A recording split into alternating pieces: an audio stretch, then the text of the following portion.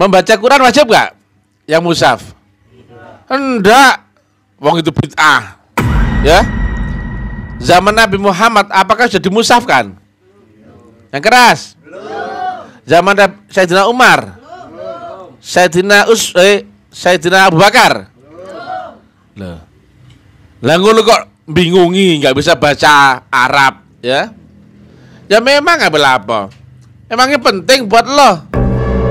Ya, saya nggak hobi membaca tulisan Arab.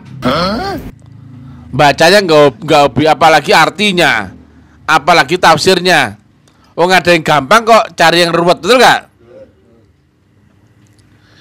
Dan yang bisa membaca Arab yang mushaf, kalian pasti akan sesat. Kalian pasti akan sesat. Bener nih, kan? Baca Al-Baqarah ayat 6. Kalau kau membaca mushafmu tapi tidak berserta nur, kau digolongkan ahli kitab dan diancam dengan neraka jahanam. Nggak nyambung.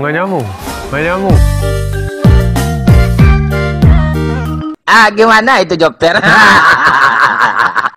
Ya mau gimana lagi? Yuk, tawa yuk. Assalamualaikum warahmatullahi wabarakatuh.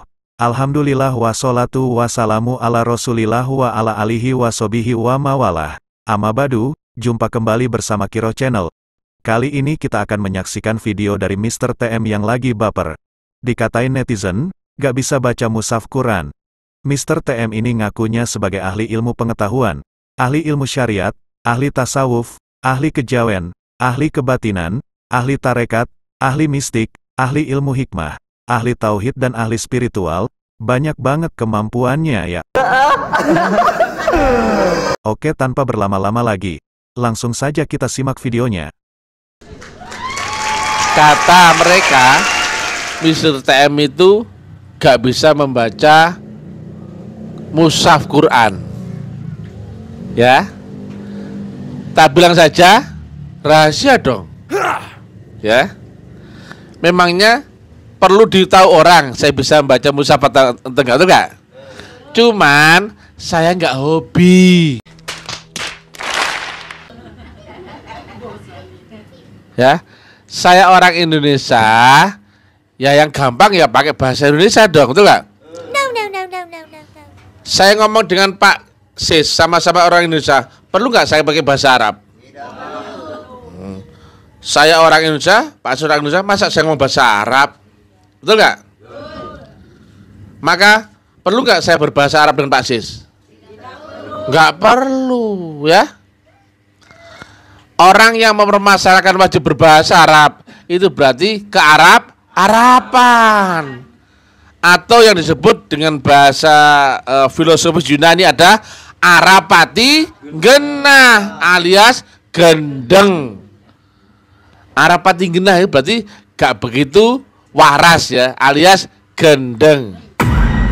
Orang Indonesia di Indonesia kok pakai bahasa Arab? Sama seperti ya, saya mau minum ini, saya minta tolong orang untuk ngambilkan, gitu.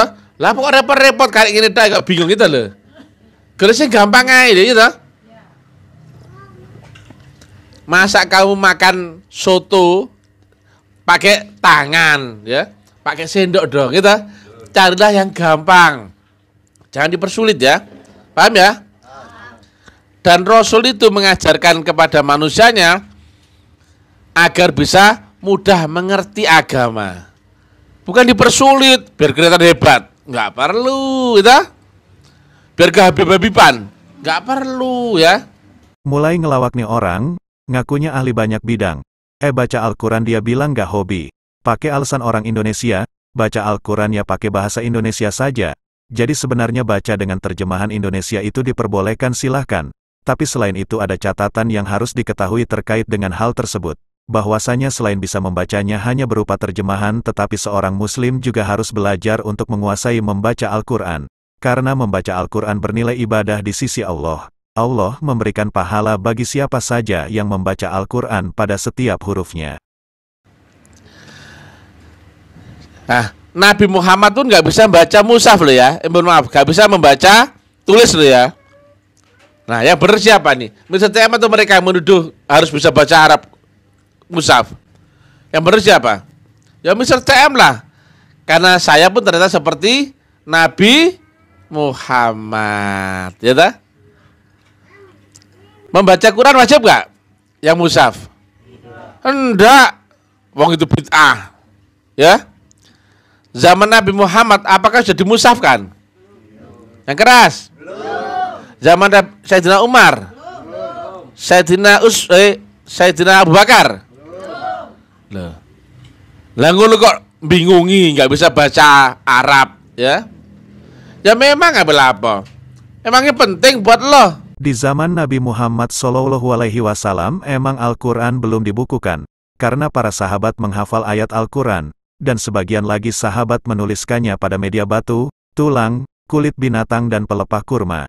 Upaya membukukan Al-Quran baru dimulai pada masa Khalifah Abu Bakar. Di masa kekhalifahan Abu Bakar, banyak penghafal Al-Quran yang syahid dalam perang Yamamah. Hal ini membuat Umar bin Khattab menjadi khawatir dan memikirkan masa depan Al-Quran. Oleh karena itu, Umar berdiskusi dengan Khalifah Abu Bakar mengenai perlunya mengumpulkan kembali Al-Quran. Baru pada masa kekhalifahan Utsman bin Affan, untuk pertama kali, Al-Quran ditulis dalam satu mushaf. Jadi alhamdulillah, zaman sekarang Al-Quran sudah berbentuk mushaf yang berbahasa Arab, dan omongan Mr. TM yang ngawur, bilang baca Al-Quran dengan mushaf itu gak penting.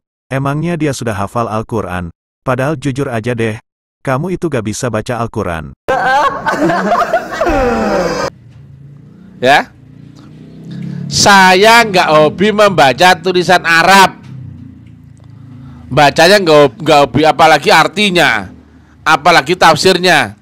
Oh, nggak ada yang gampang kok, cari yang ruwet, betul nggak? Dan yang bisa membaca Arab yang mushaf, kalian pasti akan sesat. Kalian pasti akan sesat. Tuh kan? Baca Al-Bayyinah ayat 6. Kalau kau membaca mushafmu tapi tidak berserta nur, kau digolongkan ahli kitab dan diancam dengan neraka jahanam. Salah saya ngomong. Lanjut. Gitu kok malah bangga menyalahkan orang yang nggak bisa membaca mushaf. Nggak perlu, ya. Parah nih orang. Surat Al-Bayyinah ayat 6 dipelintir maknanya. Di situ jelas sekali tidak menceritakan tentang membaca mushaf.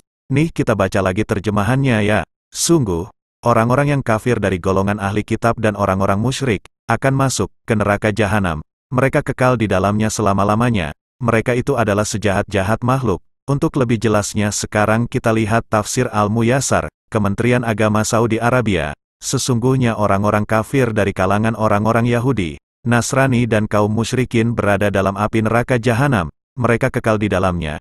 Mereka adalah makhluk yang paling buruk. Jadi jelas ya, si Mr. TM ini ngawur, tidak memahami Al-Quran, tapi berani-beraninya menyalahkan para ulama.